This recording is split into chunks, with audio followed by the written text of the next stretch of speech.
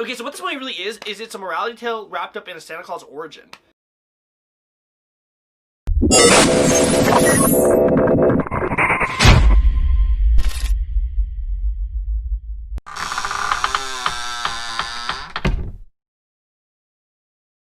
Hey guys! Welcome! Haha, just kidding, that's lame. Welcome back to my channel. I'm Mr. Deathbreath, where I do spoiler film reviews, sometimes celebrity reviews. It's been a long time since I've done a movie review. Yeah, life's been kind of weird, 2020, right? No need for an explanation unless you've been under a rock or you're a traveler from the past to the future. If you are, I'd like to meet you. That's kind of neat. Okay, anyway, so let's talk about 2019's Klaus. Not Claus, but Klaus. K-L-A-U-S. Klaus. Stars Jason Schwartzman and J.K. Simmons as the two main characters. So let's talk a little bit about it. So essentially what Klaus is about a spoiled son of a head postmaster who is living in the lap of luxury, doing nothing with his life, and just mooching off the ridiculously powerful and financial success of his father. In other words, laying in silk bed sheets, being catered, having pretty girls feed him grapes on a vine. And his dad's like, I am done with this. We're going to send you to the most isolated place ever, and it's a little island where they don't get mail. And your job is to establish a post office that works and send out at least a minimum of 6,000 letters. So, and essentially tells him if you don't succeed, you're cut off from this life of luxury. Yeah, so let's talk about the good. Okay, so what this movie really is it's a morality tale wrapped up in a Santa Claus origin. Which, I never really thought that would be a thing. I never thought that would be interesting. Because, you know, in some ways, like, Christmas is really fun. You know, it has a good thing about giving, and there's, like, this genuine warmth through it, and the cruelest people tend to try to be on their best behavior. You know, maybe because Santa Claus is watching. He sees you when you're sleeping. You know, so it's one of those things, but the movie actually has this unique feel to it.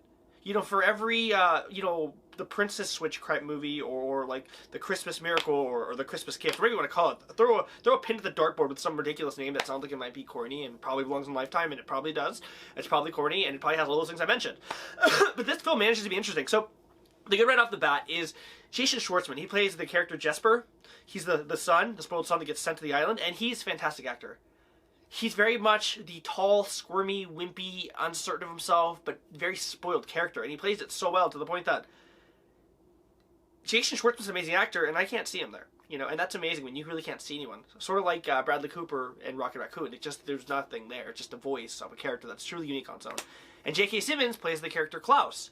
And what's really interesting is J.K. Simmons essentially plays a proto-Klaus. You know, he's basically like a Santa Claus type, you know. He has the long hair, the long beard, you know, he's very much a woodsman, and he's surrounded by reindeer. And it's really neat.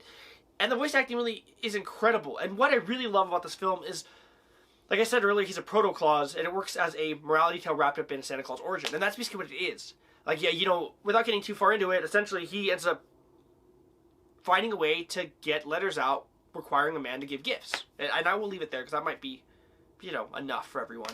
But what's interesting is you'll have things happen, like, for instance, you know, one of the characters is holding a ceramic ball. Okay, the character of Klaus. Not Klaus, but Klaus.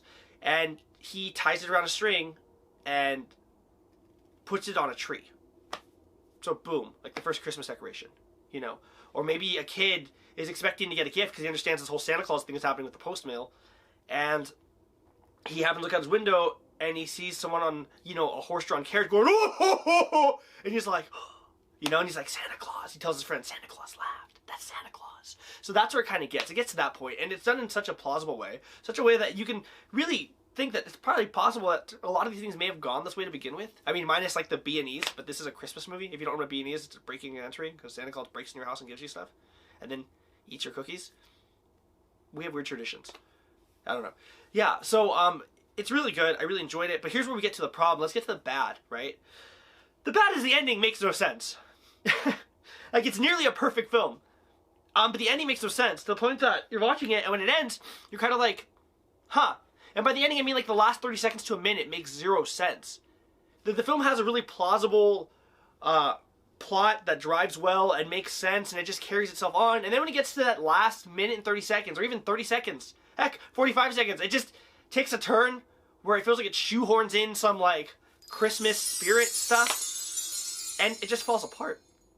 So, that being said, let's give it a rating on a scale of 1 to 10. On a scale of 1 to 10, what is Klaus 2019? Klaus 2019 is a 9.5 out of 10!